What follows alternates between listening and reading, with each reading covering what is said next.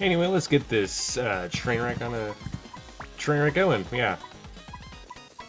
Anyway, I'll just make my file name right here. Nothing too interesting. Trying to do held at gunpoint, and I realized that's way too long of a name. So like, how can I shorten this? Yeah. So anyway, yeah, this is Paper Mario: Thousand Year Doors, sometimes known as Paper Mario 2 or Mario RPG 3. I know if you're one of those weird hipster fans, yeah. Yeah, so it's not called myself held at gunpoint LBs, yeah. Or held at gunpoint Let's Plays, but whatever. Anyway, yeah, this is a big of a change of pace since Pokemon, since I decided with XD Gale Darkness taking way too long to do. I can need a break, okay, and yeah, so forgive me, okay. I think it's interesting, it's a really good game. Probably the better, I don't want to say the best, but probably actually, yeah, it probably is the best game on the GameCube, or at least in my personal opinion, best, and XD Gale Darkness, in my opinion, is the second best, with Melee being the third, yeah. Since because, in, I don't know, Coliseum and everyone else is tied for whatever, yeah. That's basically what after fourth, third is, anyway, so whatever. Anyway, Parakarry, recognized for first game, comes in, gives us a letter, and Luigi's like, "Hey bro, I can't do an Italian accent, so I won't try it. Yeah, I'm gonna read this for you since you're a playable character, and they have a habit of not talking." Princess Peach basically summarizes what happened in the story intro, which was the last video. This is more the first official video. Well, as you can see, it's 15 minutes long. Oh my god. Yeah. It basically says that she wants to go on an adventure with us, and she has a map in the letter. It's UPS, so hopefully it's not that bad of condition. Yeah, Parakarry works at UPS. Yeah, he's from the first game, that's why I know his name. Yeah, even though it could be any other mailman Koopa, since obviously I'm racist and think all Koopas look exactly the same, except for the important ones, which that sounds even more racist. Anyway, yes, we go on our boat, like, immediately after, and it shows the map real quick. And this is Paper Mario: The Thousand Year Door, about the 5th time I said the title. Yeah. Anyway, just press A, and the boat continues on, this is one page flip away, and then we get a fade to color effect. Yeah. So I want to, control and mess with it, yeah. Anyway, this is Prologue. Yes, the story before the story. That isn't the prequel thingy. Anyway, a rogue's welcome. Yes. Because we're going to a place called Rogueport. Yeah, which is going to be like the main hub. Yeah, it's sort of like Toad Town, the first game. Which, speaking of the first game, I might do a Let's Play of it eventually. I have really no plans of doing it yet. Yeah, anyway. Yeah, we wake up. I'll explain that in a minute. Playing a whole Let's Play the first one. Yeah, well, yeah, we're... Oh, wait, first-person view in Mario, what? Snipe some Goombas. Yeah. I totally had to make that joke. Headshot!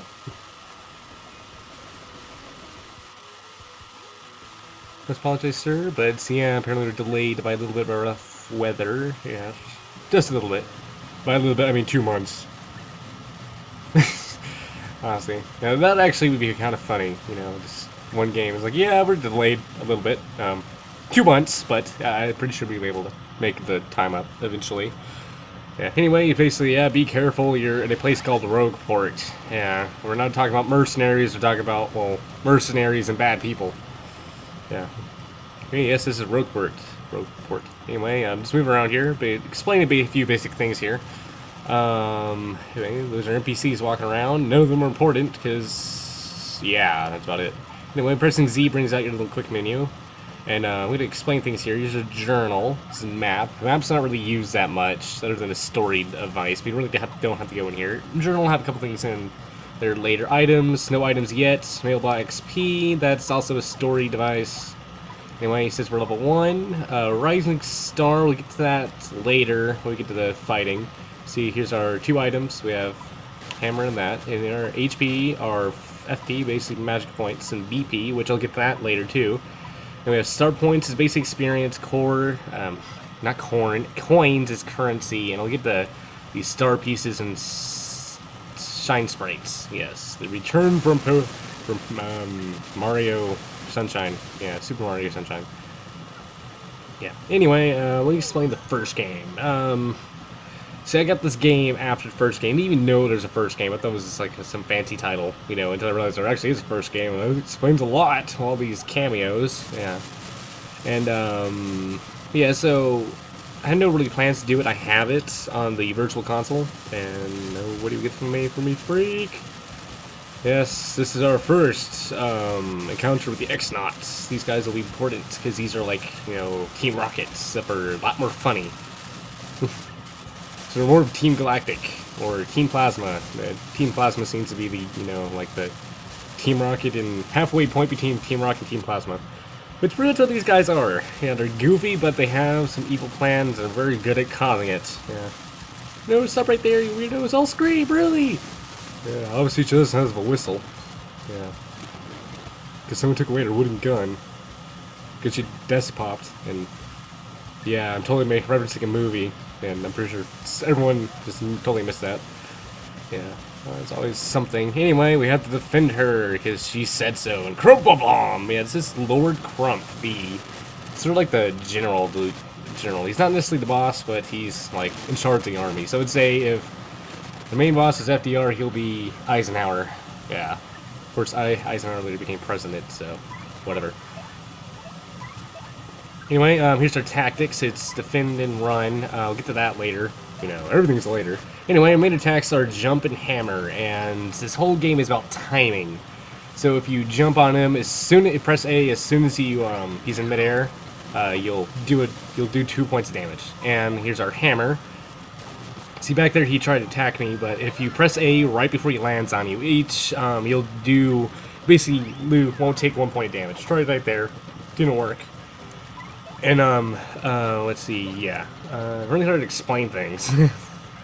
Anyway, here's our star points, EXP, after you beat it, yeah, so basically you get 1 point of damage if you manage to time enemy's time right, manage to press A at the right timing. It's different for every enemy, and, well, some are sort of clones, but yeah, same idea. And also you can, press B at a very, very, very close time. Yeah, I'm not good at, that's called super defending or something like that. I'm not very good at it. It's go time! Yeah. Basically he tries to catch you with all his X-Nauts. Yeah. I'm still trying to do a battle tutorial here. Punish him! Yeah. Basically press B, you basically just split the attack and he takes 1 point of damage and you don't. Yeah. But that's really hard to do, so you won't be seeing me do that, or much, or very at all, you know. Anyway, let's sneak out of here. At one point in time, I'll be able to explain things I'm trying to explain. So basically, we saved her from the X-Nauts and did a battle tutorial, and that was the only time we're going to fight this whole episode. Uh-huh? Stop! Yeah, I know, I'm trying to do a sleep voice for this guy, because I always imagine he's like, you know, I don't know. For some reason, I always imagine him to be Irish, though, but I never can pull off an Irish accent. Because I'm not good at accents. I always sound Jamaican, and that's a very bad Jamaican accent, too. Oh, crud, they bolted. Sound like you're trying Irish accents, like I said before. For some reason, I'm repeating myself. Where are you repeating yourself? Why are you repeating yourself? Wow, mister, you totally saved me. Thanks. I got to give you a little reward. Ooh, money? Oh, that's not money. It's hoping for money. Well, I already have like a, you know, a wife, basically, since I have to, you know, deal with her every day. It's like, oh, I got kidnapped by a giant turtle. Well, what else is new? It looks like, yeah, I had to make that joke. I already hate it here. So apparently she came here, she's a college student, came here to go study with her professor, but she just got here, it sounds like, and she has no idea where her professor is. But we think he can help us with our little dilemma, yes. We basically look for this legendary treasure with Princess Peach, but Princess Peach is not here, and here's our map. And she's like, oh my god, that's the map I've been looking for years. So, well, not necessarily years, but she's looking for the map that we have, so we can go find the legendary treasure. With Prince. Oh, great hoogly boogly. If it isn't Master Mario. That's Mr. Master Mario, PhD to you. Yeah, some little fight going in the background. What's that about? Stand down, bro. The boss sends the greetings. How is that rock? No, whatever. Wait, yes, he's like, yeah, Princess Peach. About her, she left me alone, and I have no idea where she is. Sorry. That's pretty much all Toad's worth is worth in this whole episode. And basically stopped here to go fuel up the ship, but, yeah, stuff happens. Yes, she's headstrong, more like headstrong into, Stockholm Syndrome. Yeah. Yeah, seems to be worrying, but, he had made all this effort to go find her. As long as she's probably at the mall, any local mall around here. Yeah, anywhere. Probably there, waiting for us, but, told Toadsworth, but he's old and forgot where she is. Anyway, basically tells us what an inn is. I'll be going over what the main stores are, trying to explain about the first game. Yeah. Anyway, yes, rough indeed. Oh, whatever. Huff, I say. Huff, I say. I say? No. Okay. Yes, we met the Western Kingdom. Yes, this is not the Western Kingdom. This is a totally different country that seems to be made of a bunch of city-states. And one is called Sparta and is being invaded by the Persian Empire. And they're trying to unite them against their common foe, but unfortunately no one really wants to team up with them except for the Athens, and they set their whole navy out and do a pretty good job. Just those two there, but unfortunately Sparta got burned to the ground just recently, so we're sort of screwed. But hopefully this will ignite the flames of war and all the little city-states which unite against the Persian Empire. Yeah, I have no idea why I decided to say that, but I did.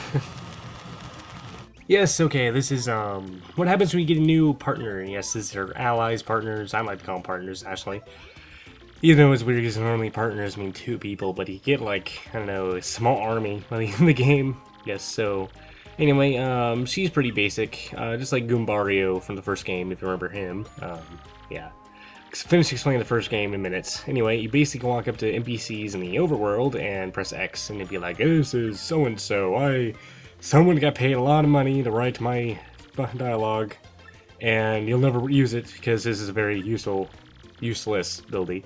It's this buildie called Headlock, basically the same thing as your jump attack, and she gets abilities later, but you have to level her up. She also has a secondary ability called Tattle.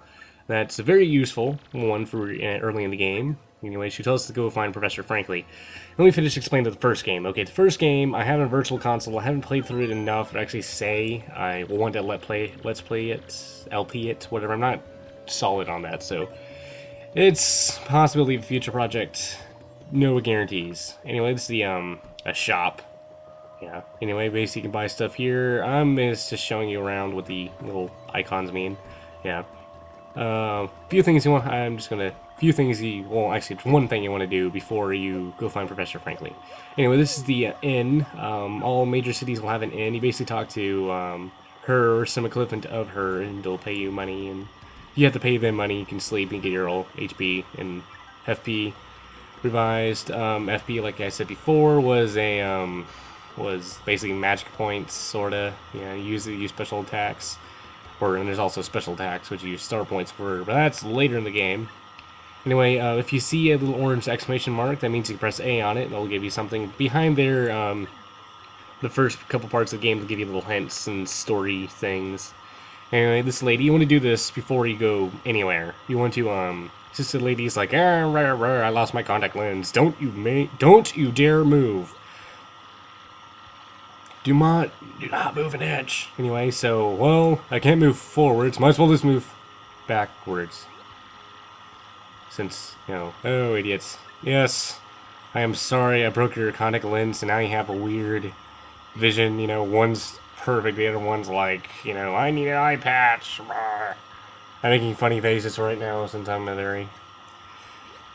I don't know, I have weird habits of talking. I like to make faces. Not as much, though, but... yeah, I don't know. I was trying to be funny there. I make faces when I'm trying to be funny. Or something like that. I don't know. Anyway, she wants you to go to West Rogueport. That's important to the next chapter. You basically want to do it now, so by the end of this chapter, you'll be able to... well, end of the first chapter.